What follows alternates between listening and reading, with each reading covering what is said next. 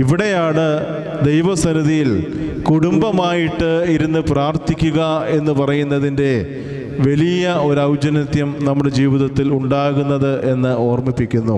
ഇങ്ങനെ പ്രാർത്ഥനയുടെ ജീവിതത്തിൽ കൂടി നാം കടന്നു പോകുമ്പോൾ, യഹോവ നീ ദൂരത്ത് നിൽക്കുന്നതെന്ത്, കഷ്ടകാലത്ത് നീ മറഞ്ഞ് നിൽക്കുന്നതും എന്ത് എന്നുള്ള ചോദ്യത്തിനുള്ള ഒന്നാമത്തെ മറുപടിയാണ് നീ ദൈവിക കരുണ തേടി പ്രാർത്ഥനയിൽ ആയിരിക്കുക എന്നുള്ളത്.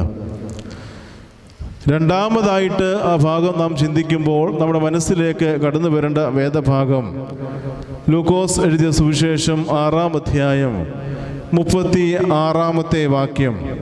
അവിടെ ഇങ്ങനെ നമ്മൾ വായിക്കുന്നു: നിങ്ങളുടെ പിതാവ് കരുണ ഉള്ളവനായിരിക്കുന്നത് പോലെ നിങ്ങളും കരുണ ഉള്ളവർ ആയിരിക്കുക എന്ന്. നിങ്ങളുടെ പിതാവ് കരുണ ഉള്ളവർ